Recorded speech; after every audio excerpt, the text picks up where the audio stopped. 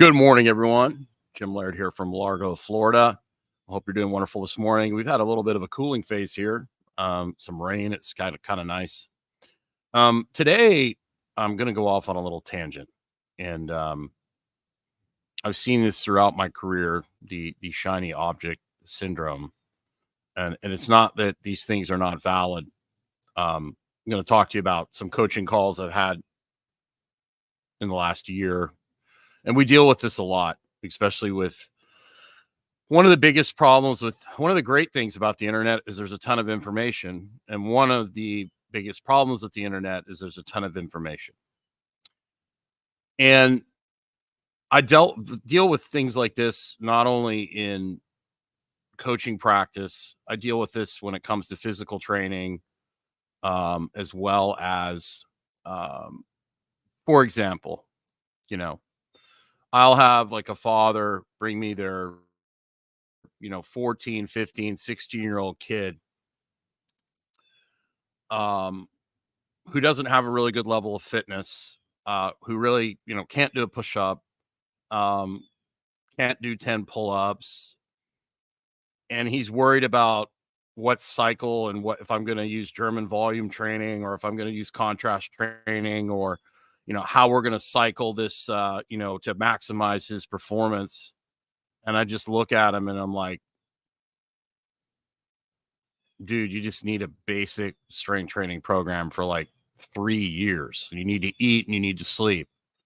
What kind of supplement can I put him on? Like, is there any special drills that we can do? Or like you'll see, like, say, imagine if you're coaching gymnasts and you've got a gymnast who just can't walk on their hands really well. And then all of a sudden you're worried about teaching them like, double back handspring, triple tuck. People get overwhelmed and they get distracted.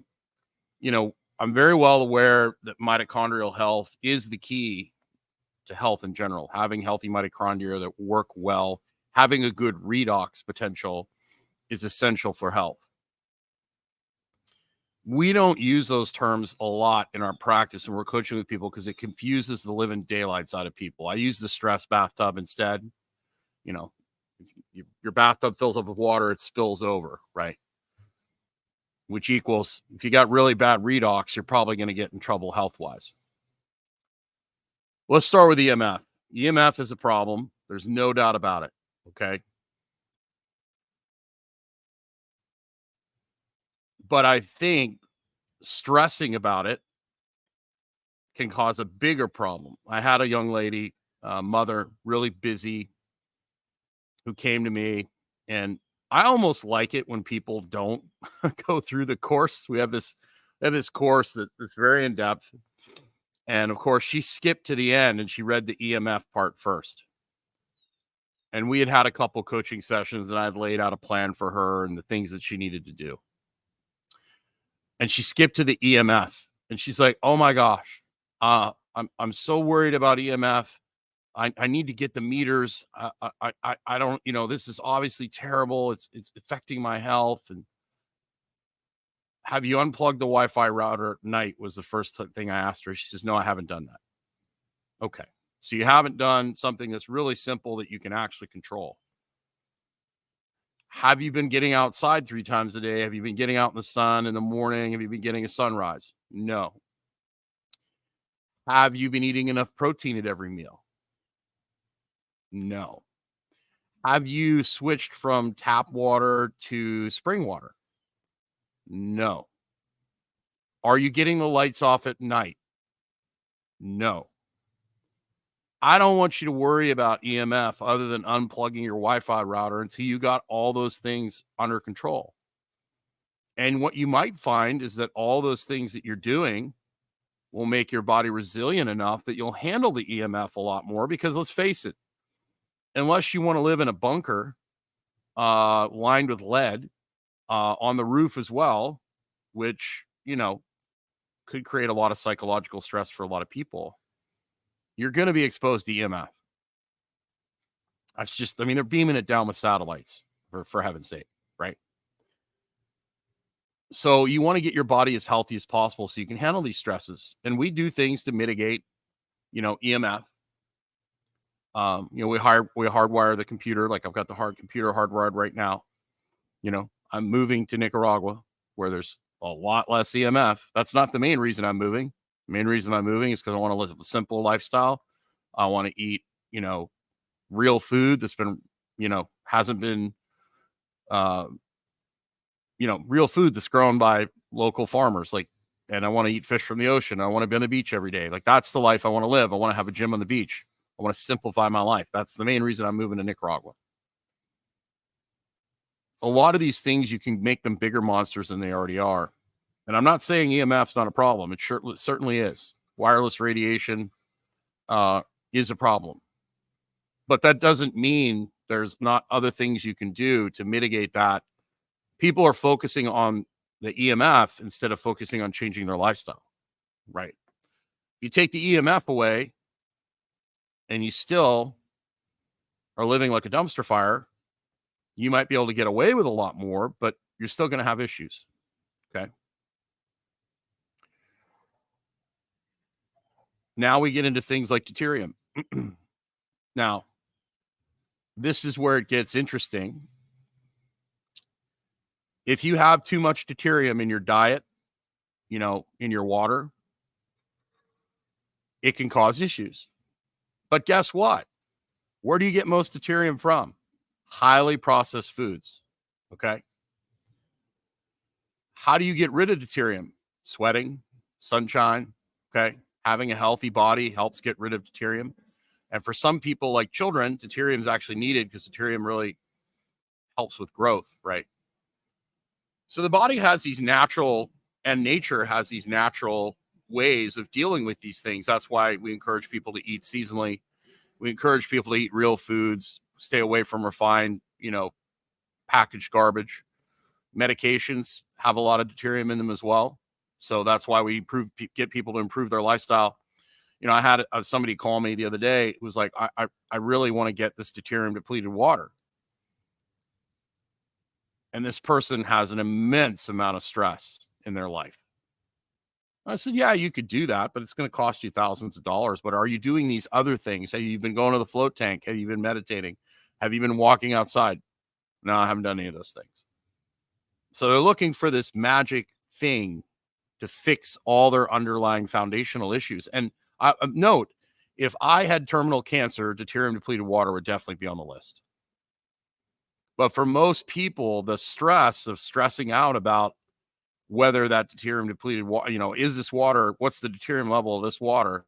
Your body's resilient. It's going to figure it out.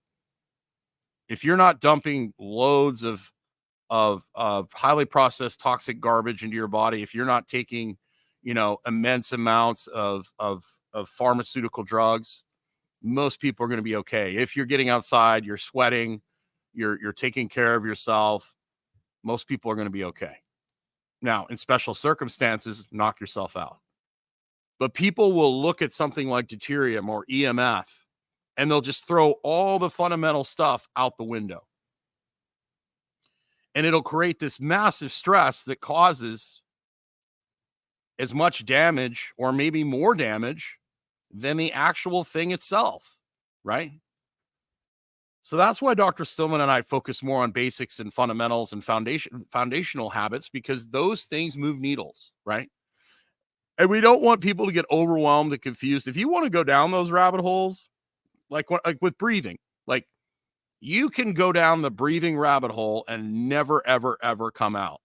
I focus on giving people simple things that I've seen move the needle over the years. And then if I have someone who really isn't a big problem and I don't have the ability to help them, which is rare, because it's actually a matter of getting people to actually do something. Most people won't do anything. And if they go to somebody, they get so many drills and resets that it's totally impractical for them. I will send them to somebody like my buddy Bill Hartman up at iFast, right? Who is one of the smartest people I've ever been around. And he will help them. He will figure out what's going on with them and give them something practical that they can apply. Even somebody as smart as Bill. Bill is one of the smartest individuals I've ever been around. And I went up to see him after I had a car accident because I was having some problems with my back that I just couldn't resolve. And he gave me 2 things to do. Backwards bear crawls. When you're in your car, breathe deep into your low back. That was it. This guy was, this guy is go watch his YouTube channel. Your head will hurt for weeks, months. But he's able to take very complex things and simplify it for people, right? So part of the issue is a lot of people are making it way more complex than it needs to be in order to get views and clicks. And I totally understand that, right? That's the name of the game, is like, oh, here's this new thing. Here's this, but it comes down to it. If you eat real food, if you drink, spring water, if you get outside, all these things are going to manage themselves for the most part. Now, if you've got extreme circumstances, then we have to basically go beyond that, right? But most people aren't even there. Of course, the leaf blower is going in the background. So the lovely part of being live. Good morning to you, by the way, if you're here. I hope you can hear me. But if you have any questions, please feel free to leave them in the comments. But I get very frustrated. I get very frustrated. You can't hear me, Mark? Interesting. Let me know if anyone else cannot hear me. Let me see here. I hope I didn't just talk for a whole while. It looks like my mic's working. Oh, no, leaf blower. Yeah, thank you. Appreciate that. Yeah. The StreamYard's pretty amazing at blocking out background noise. It's actually pretty efficient if we have a good internet connection. Thank you. Thank you very much. Thanks, Jim. But I actually feel sorry for people because there is so much information out there. It's so easy to get distracted. It's so easy to get overwhelmed with complexity. And the key with complexity is understanding complex things and simplifying it and making it applicable to people. You don't have to teach a dog that my dog automatically goes outside, lays in the sun, and when it's had enough sun, it goes into the shade. I don't have to teach him that. He just does it. And as humans, we've made things so complicated and so commercial that we've gotten away from our instincts and our common sense. And a lot of that comes from, the endless scrolling and being stuck in this endless loop of consumerism, right? So getting silent, getting in nature allows you to basically not get caught in that loop. So when you see all these things, be aware of them, do what you can to mitigate them, but understand that if you stress out about this stuff, you're probably hurting yourself way more than you're actually helping. We went out with some clients the other night that were in town to see us, and we went to a restaurant and I ordered something, and they're like, it wasn't anything crazy, but they're like, is that grass fed, this, and the other? And I was like, I have no idea. And I really don't care. I eat so good the rest of the time. My food is such high quality. The rest of the time, my body's resilient enough to handle some vegetable oils from time to time and things like that. And if I do eat something that's bad, I enjoy it. And I'm like, this is just something that I'm throwing in there. My body will handle it. Obviously, if I'm not in a good place, I'm not sleeping well, or I'm sick, I'm obviously not going to do that, right? I'm going to make sure I eat the highest quality food that I can. And I'm going to do these things. But from time to time, I will go out. And, one of my favorite indulgences is Waffle House and McDonald's sausage egg McMuffin. So every couple months, I'll go through the drive-through McDonald's. I'll order 2 sausage egg McMuffins, right? I'll do that, and I'll be okay. I won't go off the rails. But some people, they will have that indulgence and then they can't stop, right? And I know when I'm in a bad place, if I'm not sleeping, I'm under a lot of stress or something's going on, I know if I go do that, I'm probably going to go off the rails for a few days. So my self-control is not very good, so I won't go there. But there's this balance of give and take of okay, I'm out somewhere. There's only this food available. I want to eat. I can either not eat, which I can do. I can, I have the ability to fast for long periods of time, or I can enjoy this meal with my friends And knowing I get enough sunlight, I do enough things to give my stress bathtub is a quarter full. So if I eat, some cruddy food or whatever, I'm not going to spill my bathtub over. So, the bottom line message is like, be aware of all these things, learn all these things, but don't hyper focus on the things that you have very little control over, or things that are going to be so expensive that it causes a massive stress to you. So focus on the basics, which are get outside, 3 times a day, walk outside. If you're not doing that, focus on that. That is correct. Your gut microbiome has the ability to do that. You deplete deuterium through stress. And, most people don't understand, Monique, thank you so much, is that, your gut microbiome, one of the big factors is sunlight, right? So, people are worried about getting deuterium depleted water and they're getting no sunshine on their belly at all.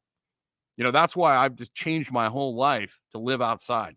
Like, the only time I'm inside is when I'm sleeping. That's it. The rest of the day, I'm out here on the pool deck. I do all my calls out here.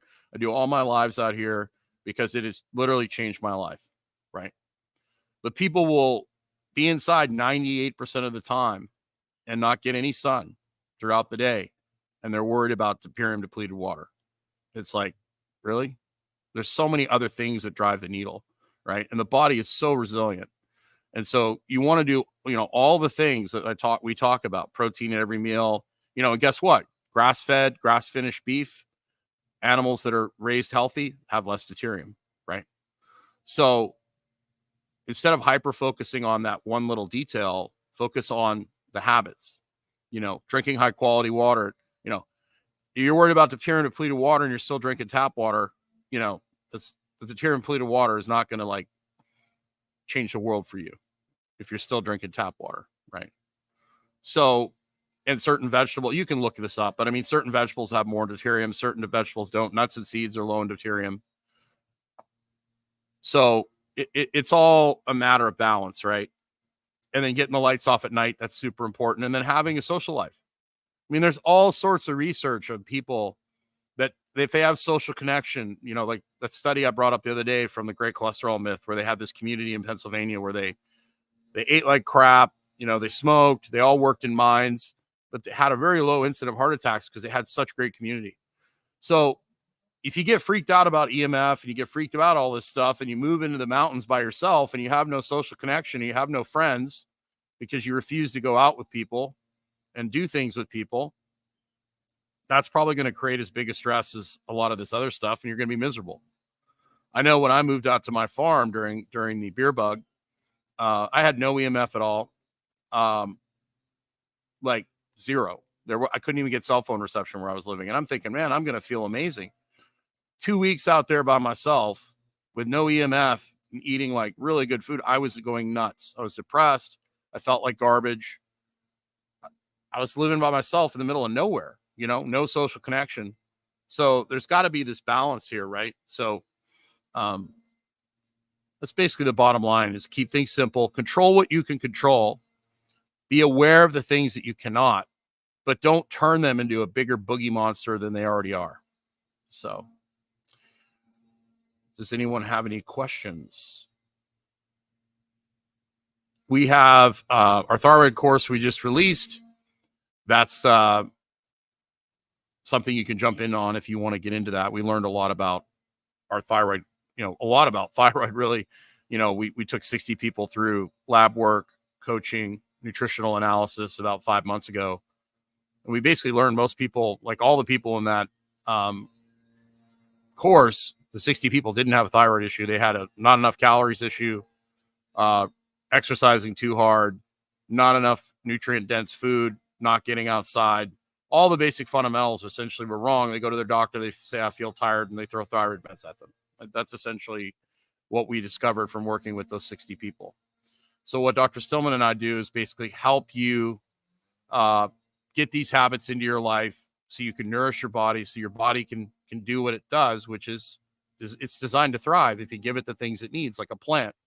You put a plant in the wrong environment where it has too much sun or not enough sun, or it doesn't have the right soil, it's not going to thrive. You move that plant to an environment that's more ideal for it, it's going to do better. And that's the biggest problem is the human animal is in the wrong environment. So you need to get yourself in the right environment so you have the opportunity to thrive. So have yourself a wonderful day, unless anyone has any questions. Dr. Stillman will be back on here. What is today? Thursday. Tomorrow. He had an appointment this morning, couldn't make it. So the bottom line is be aware of this stuff. If you want to educate yourself on this stuff, great. Knock yourself out. Just be careful not to get so caught up in some of these details that it causes a bigger stress than it is. And guess what? If you take care of the basics, a lot of this stuff is going to take care of itself on its own. Don't make the boogie monster bigger than it needs to be. Have yourself a great day and get outside.